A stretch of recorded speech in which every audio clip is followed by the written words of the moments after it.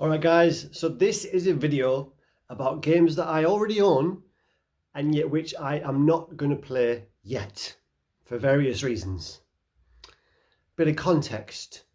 So the main way that I play games is VR.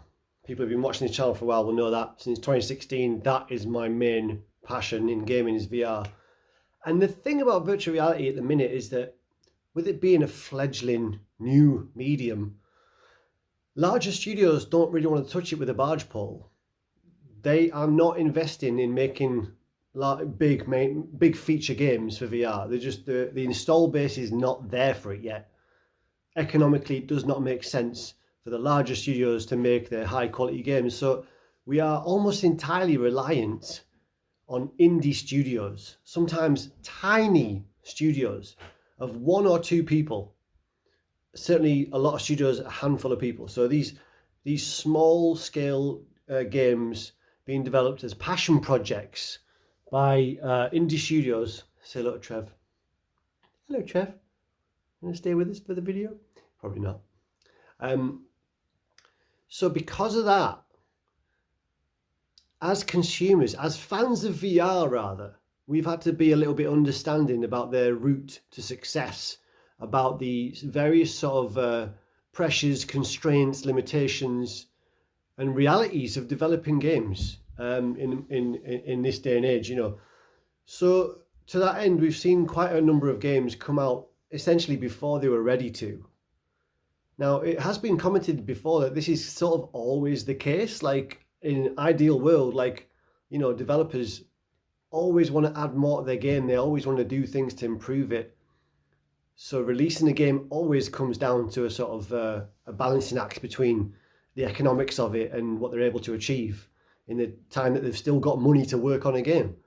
But we've seen this equation play out quite obviously with VR, especially over the last few years, where we've seen a number of games come out on PSVR2 that weren't ready to be launched. You know, they weren't properly optimized. There were certain features of the game that they wanted to put in that were missing. Lacking some content that they wanted to add, this kind of stuff, right? And, you know, yes, we'd all prefer to have fully formed games come to us on day one, and then that's the game and that's it. Like it was in the old days, you know, like gamers over the age of 30, I imagine, will remember a time when all games came out completed because they had to be, because they were on a disc or a cartridge. So there's no such thing as updates, post-release patches. But, you know, nowadays they have that option available, but also more than that, a lot of the time it comes down to financial pressures. So they're releasing games before they're ready. So we've had a number of games that have reviewed not great when they first dropped, but have since been worked on by the teams after they've come out. And in those instances, when you can see that a team is dedicated to continuing to improve on the game and there's something there that's worth supporting, in those instances, I've been happy to sort of buy the game and then just leave it to one side until they're fully done updating it and getting it as good as they possibly can do, given the economics of their situation. So it's sort of this give and take, really. So like, again, you know, and this might come off as like making excuses for studios, like, oh, it should be perfect when it comes out, blah, blah, blah. Yeah, I'd prefer that they were. But again, you know, with this is a kind of a very new medium for games that the big studios just aren't investing in. So if we want to see it grow, and if we want to see these studios that are passionate about VR succeed and grow, then it's worth supporting them, and it's worth buying those games even if you feel they're not quite finished, with a caveat that, of course, as long as you are confident that they are continuing to iterate on those games. So, you know, this wouldn't be something that you wouldn't necessarily give the benefit of the doubt to every game that comes out undercooked or missing content or whatever. But certainly there are times when, you know, developers are very vocal in the community, talking to fans, taking feedback, and then implementing those changes and additions to the game based on the feedback. And that's really good to see. And you can tell the difference, you know, when there's a studio that's really passionate and wants to make sure that their game reaches its full potential. So, you know, this video is really just to make that case that it's worth giving them that support if you can see that they are dedicated to, you know, improving it. And I think the point I'm trying to make there is that it might be worth giving that support before it gets to the end stage, so that they can continue to work on it. Because, you know, theoretically, if everybody just waited and didn't buy these games until some undisclosed or unidentifiable point in the future when this game reaches its full potential, they might not be able to fund it to get to that full potential. Anyway, here are 6 games that I have bought, and I'm trying my best to resist playing until the studios have really sort of said, right, that this is the game now. This is as much as we're going to patch to it. This is as good as it's going to get. That's the game. So here we go. So anyway, the first one is Foglands. So Foglands is a roguelike game. So it's one of those, we all know this genre of game. There's a lot of them in VR currently. It's a good way to squeeze a lot of content out of less, sort of to make your content go further. So lots of kind of replaying levels and adding upgrades to your character. Some are permanent, some are just temporary through each run through the game. And but this game got good graphics. It's got great sort of platforming elements, some interesting sort of upgrade mechanics. But it didn't review brilliantly when it first came out. And the developers have been very vocal recently, and they've recently dropped a patch that improved the AI of the enemies, which is one of the biggest complaints people had at launch. So they've addressed that. So I've bought it. It's actually on sale at the minute for, I think, 30% off. So it's only 20 quid. So I was very, very happy to pick that up. And although I have it on good authority that that game is now in a very playable and fun state, the developers have still said that there's more that they want to add to it. So I'm going to put that to the back of the queue for a little bit, even though I've already bought it. I'm happy to see them sort of dedicated to continuing to improve it even more. I should say as well that even though I've got these 6 games that I'm excited about each one of them to play, and some of them I have already had a little bit of time with, I'm actually not, it's actually helpful that these games aren't finished yet, because I have such a backlog of PSVR2 games to get to that this is helping me make my decisions at the minute of which games to prioritize and spend time with. So although I did want to support these studios and sort of buy their game and fund the completion of them essentially, it's actually helpful that they're not quite fully finished, because man, there's so many games I haven't had time to really spend time with. I haven't even gone through Resident Evil 4 Remake yet. You know, I haven't spent a hell of a lot of time in Gran Turismo. I haven't spent nearly enough time in No Man's Sky, and that's getting another update soon as well. But that's, in fact, that could go on this list. No Man's Sky, of course, has been around for 7 or 8 years now, and it just keeps getting more and more and more content. And it is the perfect example, actually, of a game that underperformed, over-promised, underperformed at launch. You know, No Man's Sky was, we were told, was going to be this ridiculously expansive, rich universe. And when it first came out, it wasn't what people were expecting. And it now is at that point. And there's so much content in that game now. And yet they're still not done with it.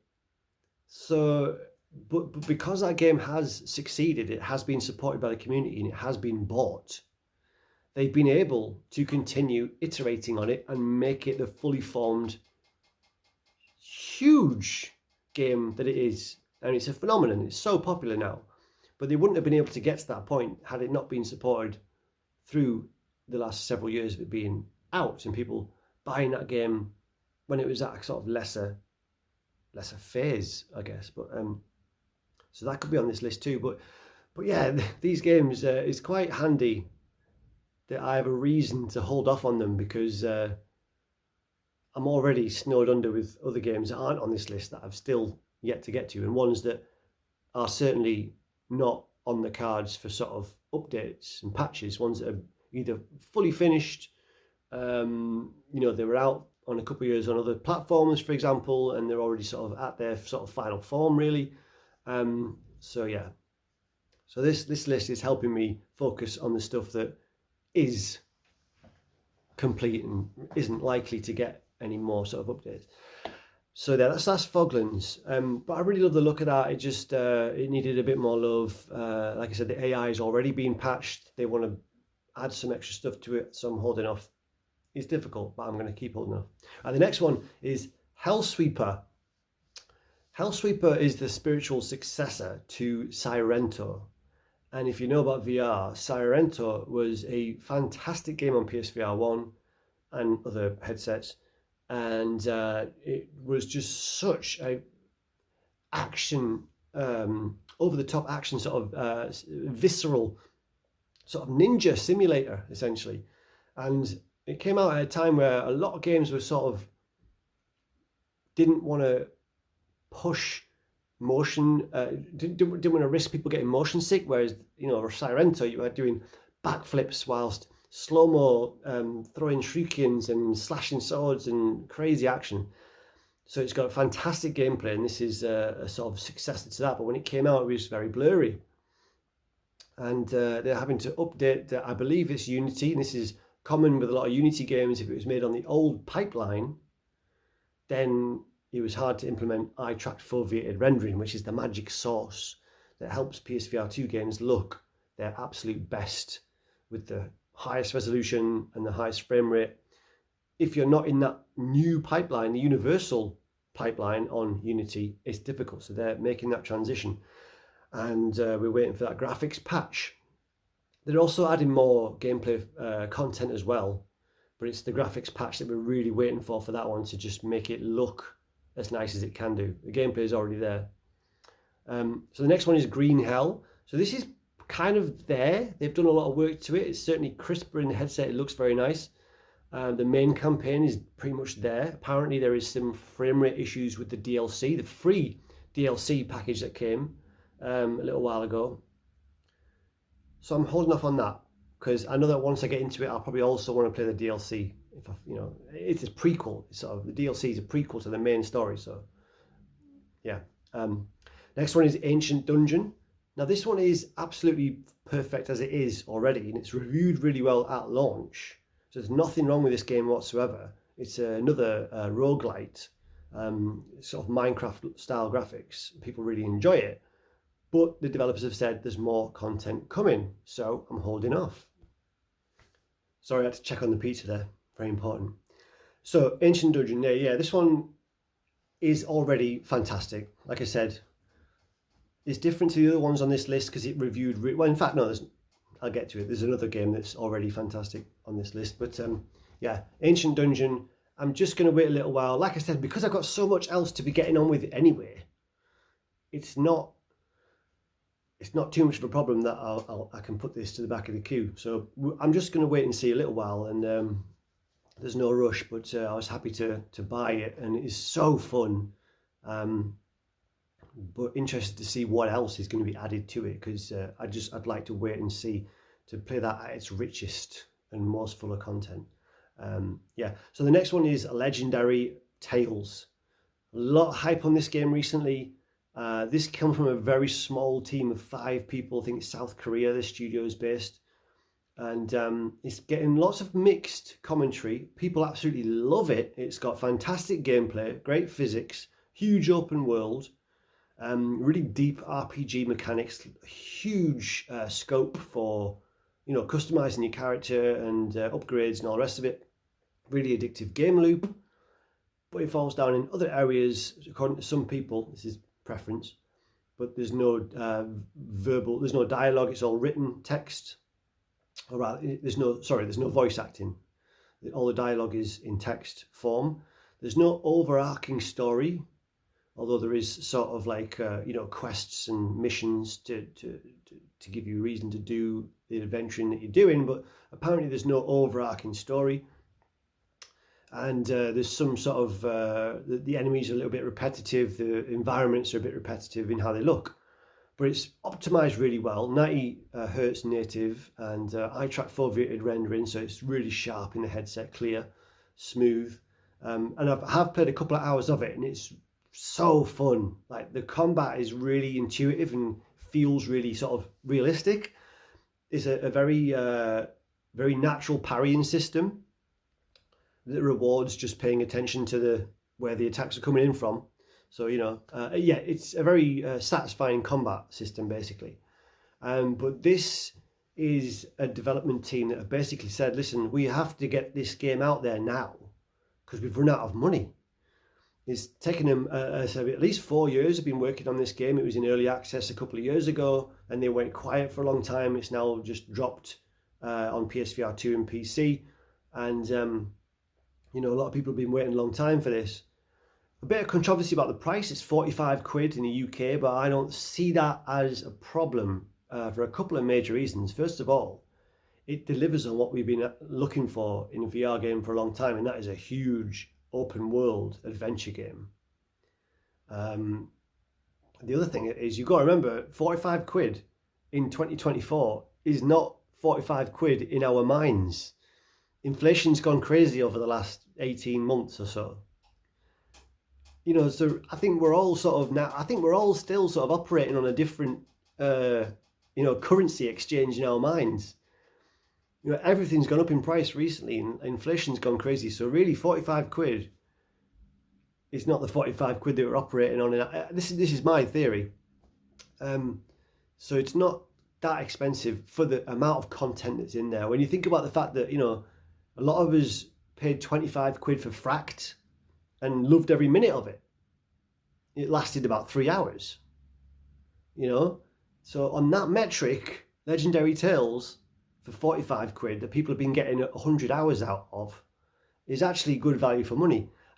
So I'm not salty about the price at all. I was happy to buy that at launch, and I've really enjoyed the few hours that I've spent with it. But because this team is so passionate and they've thrown everything that they had into making this game as good as they possibly could, it's a very good candidate for one that will be patched and improved and updated now that the team's going to hopefully have a revenue stream coming in from its sales at and around launch. So this is really the main sort of game I had in mind when I wanted to make this video, and just make the point that if we want to see VR advance, if we want to see it move away from the sort of bite size, Job Simulator is a fantastic game, but that style of sort of that style of game, we all know that style of game. There's another one out recently called Border Bots. Again, fun game, but if we want a larger, deeper experience in VR, if we want those huge feeling epic adventures, then it's upon us really to sort of put our money where our mouth is and support the teams that are trying to bring us those larger epic experiences. When it's warranted, like I said, you can't make this caveat on every example. But when there's a game like Legendary Tales that has such obvious quality in terms of its gameplay and its scope and its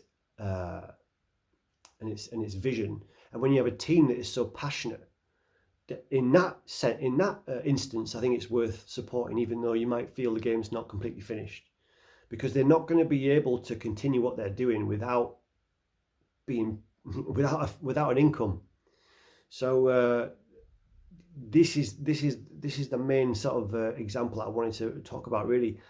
So yeah, but although I've really enjoyed what I've played of it, and I've seen people streaming it and loving it, I'm going to hold off just to see what the developers' plans are post-launch, to see if they're going to, get back on the horse quite soon. And the last one is Bad Dreams. A spooky sort of, again, I think this is like a one-man dev team, literally a lot of these, some of these games on VR, literally by one person. So you have to temper your expectations, and you have to have a little bit of understanding when it comes to these kind of things. If there is some quality there, if there's a kernel of a quality game, then I think it's right to take into account the tiny size of these teams and the financial pressures that they're under, and lack of support that they have, and you know, all the rest of it. But anyway, Bad Dreams was released with a bit of jank, and he's been patching out a hell of a lot. So I'm again putting that on the back burner just to see where we get to before he's kind of finally puts tools down and says, right, that's the game now. Anyway, that's 6, maybe 7 if you count No Man's Sky, games that I have already bought, and yet I'm holding off on playing because I think it's worth supporting. I think it's worth supporting the studios when there is obvious passion there and when the quality is there. And the only reason that the game isn't fully in its final form is financial pressures, which can't be mitigated by these small teams. They don't have multi-billion dollar parent companies backing them up and saying, yeah, carry on working on it. Yeah, we'll keep paying for this, keep working on it. You know, it's not always like that. And yeah, so that's it, guys. Tell me what you've been enjoying recently. Tell me what you've been playing, especially in VR, if you're a fan of that. And see you guys in the next one. Bye-bye.